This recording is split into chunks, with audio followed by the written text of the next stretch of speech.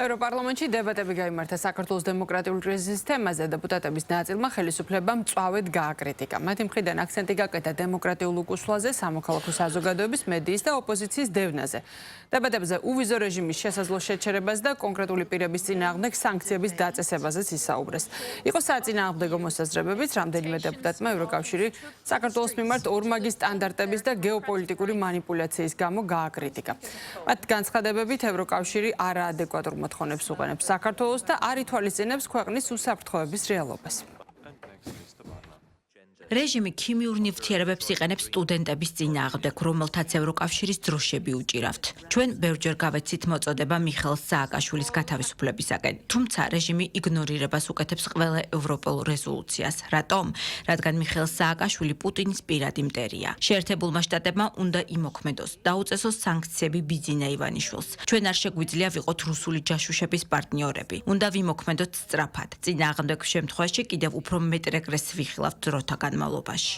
მოვუწოდებ საქართველოს ხელისუფლებას გაფართოების ანგარიში აღიქვას როგორც შესაძლებლობა გააზრებისთვის, კურსის შესაცვლელად, ნდობის აღსადგენად და ევროკავშირის გზაზე დასაბრუნებლად. საქართველოს მომავალი საბოლოო ჯამში მათ ხელშია. წლის ბოლომდე უვიზო რეჟიმის შეჩერების ახალი წესები ძალაში შევა. ახალი წესები მეტ შესაძლებლობას მოგცემს, რათა შესაბამისი ზომები მივიღოთ. საქართველოს დემოკრატიულ უკუსვლასა და ადამიანის უფლებების დარღვევებზე პასუხისმგებელი პირების წინააღმდეგ შესაძლო სანქციების შესახებ მოლაპარაკებები მიმდინარეობს. ამავდროულად ჩვენ მობილიზებული გვაქვს ძალისხმევა სამოქალაქო საზოგადოებისთვის მხარდაჭერის გასაზრდელად. გასული წლის ოქტომბრიდან დამატებით 24 მილიონი ევრო გამოიყო სამოქალაქო საზოგადოების ორგანიზაციებისა და დამოუკიდებელი მედიის მხარდასაჭერად საქართველოში. მზარდი რეპრესიული კონტექსტის მიუხედავად ჩვენ განვაგრძობთ დემოკრატიული სამოქალაქო საზოგადოების, ადამიანის უფლებათა დამცველების, დამოუკიდებელი მედიისა და მთელი ქვეყნის მასშტაბით მოქალაქეების დახმარებას. ქვეყანა ოდესღაც აღმოსავლეთ სამეზობლოს პოლიტიკის ლიდერი იყო. კოლეგებმა უკვე აღნიშნეს დემოკრატიული უკუსვლა, რომელიც ხასიათდება სახელმწიფოს ხელში ჩაგდებით, სამოქალაქო საზოგადოების წინააღმდეგ სასტიკი რეპრესიებით და არჩევნების გაყალბებით. ყველას უნდა გვაღელვებდეს. რა მოხდებოდა ბრიუსელში თუ დემონსტრანტთა ჯგუფი ძალადობრივად შეიჭრებოდა მთავრობის შტაბ-ბინაში? როგორ იმოქმედებდით თუ ყოფილი მმართველი პარტიის პოლიტიკოსები თითოეულ პოლიციელს $200,000 დაპირდებოდნენ, რომ არ დაემორჩილონ ბრძანებებს? სწორედ ეს მოხდა თბილისში და ამ დარბაზში ამას ეიმობენ. ეს წარმოუდგენელია. ევროკავშირი ორმაგ სტანდარტებს იყენებს საქართველოს მიმართ და ეს ყველაფერი ეჭვს იწვევს. ეს არ ეხება სამართლის უზენაესობას, დემოკრატიას თუ ადამიანის უფლებებს. ეს უბრალოდ და მარტივად გეოპოლიტიკური მიზეზებია. მიზანია რეჟიმის შეცვლა საქართველოში. ევროკავშირი ცდილობს ახალი ფრონტი გახსნას რუსეთის წინააღმდეგ და მზად არის, ისევე როგორც უკრაინელების შემთხვევაში ქართველებიც ცეცხლში გაგზავნოს, რითაც განადგურდება ნდობის უკანასკნელი ნაწილიც კი. ისინი, ვისაც დემონსტრაციისა და სამართლის უზენაესობის სწამს დიპლომატიას მიმართავდა და არა რეჟიმის შეცვლას. ყველა პარტნიორი ქვეყანა იმსახურებს პატივისცემას და კეთილსინდისიერ ჩართულობას, რომელიც მიმართულია გამოწვევების გადაჭრაზე და არა გაუცხოებაზე, იმის გამო, რომ მთავრობა არ ემორჩილება ევროკავშირის აბსურდულ პოლიტიკას. საქართველო იყო პირველი ქვეყანა, რომელსაც რუსეთი თავს დაესხა 21 საუკუნეში და დღემდე მისი ტერიტორიის ნაწილები უკანონოდ ოკუპირებულია რუსეთის მიერ. ბუქარესტის ნატოს სამიტზე 2008 წელს საქართველომ მკაფიოდ გამოხატა თავისი ამბიცია შეუერთდეს ალიანსს. თუმცა ნატოსა და ევროკავშირის მთავარმა წევრმა სახელმწიფოებმა ეს გზა დაბლოკეს. ამის მიუხედავად საქართველომ განაგრძო კონსტრუქციული ჩართულობა ევროკავშირთან. 2025 წელს საქართველო კეთილსინდისიერად დაეთანხმა ადამიანის უფლებების დიალოგს, მაგრამ ევროკავშირმა ის უსაფუძვლოდ და მოულოდნელად გადადო. საქართველოს მიტოვება იქნება უსამართლობა და ამორალური მარცხი ევროკავშირისთვის. კომისარო, ნამდვილად თუ ზრუნავთ ქართულ ხალხზე, დაიწყეთ დიალოგი საქართველოსთან ახლავე. რამე თუ გვინდა ვიღონოთ საქართველოს კრიტიკულ სიტუაციასთან დაკავშირებით, უნდა დაუბრუნდეთ მომენტს, როდესაც ევროკავშირში გაწევრიანებისათვის ეს ფანტასტიკური კანდიდატი მტრად იქცა.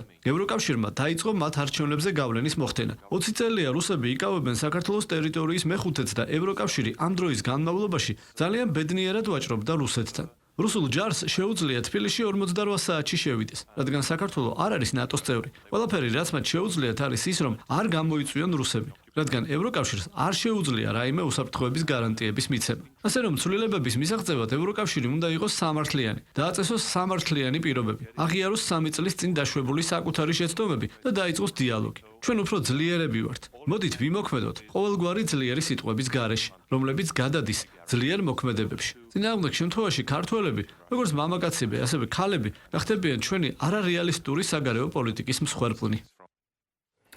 ზეწოლა ორმაგი სტანდარტი და უსაფუძვლო კრიტიკა. ასე აფასებს მმართველი გუნდი ევროპარლამენტში საქართველოს მისამართით გაკეთებულ კრიტიკულ გზავნილებს. ქართულ ოცნებაში ამბობენ, რომ ევროპარლამენტში გარკვეული ევროდეპუტატების მხრიდან საღი აზრიც ისმის, ოპოზიციის შეფასებით კი არსებული პოლიტიკური კურსიდან გამომდინარე ევროპული ინტეგრაციის პროცესი საქართველოსთვის დასრულებულია და კურსი უნდა შეიცვალოს.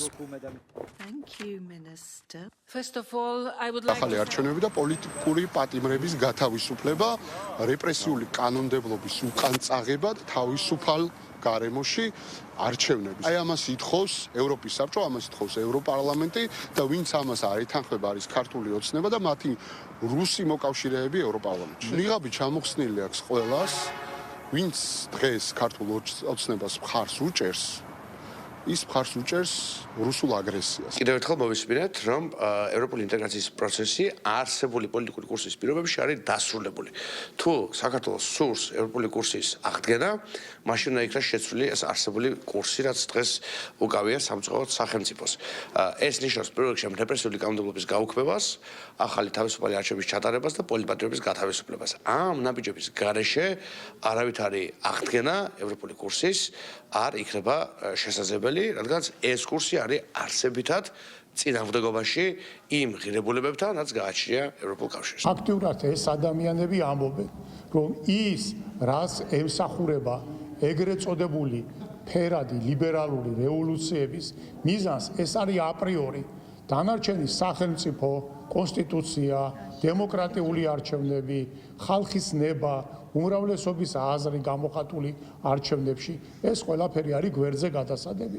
ჩვენ დავინახეთ სწორედ ეს გარიყული დემოკრატიული და ევროპული ღირებულებები და წინ წამოწეული პოლიტიკური ანგარიჟირებული პოლიტიკური მიზნით გაკეთებული საქართველოს მიმართ უტიფარი განცხადებები. ვიხილეთ კომბინაცია იმ ყველაფრისა, რაც ევროპის ბნელი წარსულიდან მომდინარეობს. ეს არის ზიზღი, ეს არის ცივილიზაციური ქედმაღლობის და აღმატებულობის პოზა, რომელსაც ჩვენ გუშინ უყურებდით. ეს არის ტყუილი პროპაგანდა, დეზინფორმაცია და ეს ყველაფერი ევროპარლამენტის ტრიბუნიდან იყო გაჟღერებული. რა თქმა უნდა, ეს არის ყველაზე დიდი იმედგაცრუება, რაც ევროკავშირის მოქალაქეებს აქვთ უპირველეს ყოვლისა ევროკავშირის ინსტიტუტების მიმართ, არიან სრულად აღსრულებლები რაღაც გეოპოლიტიკური გლობალისტური მიზნებისა, რომელსაც მათ ყურში უჩურჩულებენ არაფორმალური მმართველები. და მეორე, ეს არის იმედგაცრუება ქართული ხალხისთვის, რომელიც გარდა იმისა, რომ ისწრაფვის ევროკავშირში წევრობისთვის, არის თავად შემოქმედი ევროპისა, ევროპული ცივილიზაციისა, ევროპული ღირებულებებისა და ჩვენ ვხედავთ ქართველები, რომ ჩვენ თვალწინ ბრიუსელი ანგრევს ევროპულ ცივილიზაციას და ამას ვხედავთ არა მხოლოდ ჩვენ, არამედ ამაზე უკვე ხმამაღლა საუბრობს ამერიკის შეერთებული შტატები, ევროპის უსაფრთხოების მთავარი გარანტი.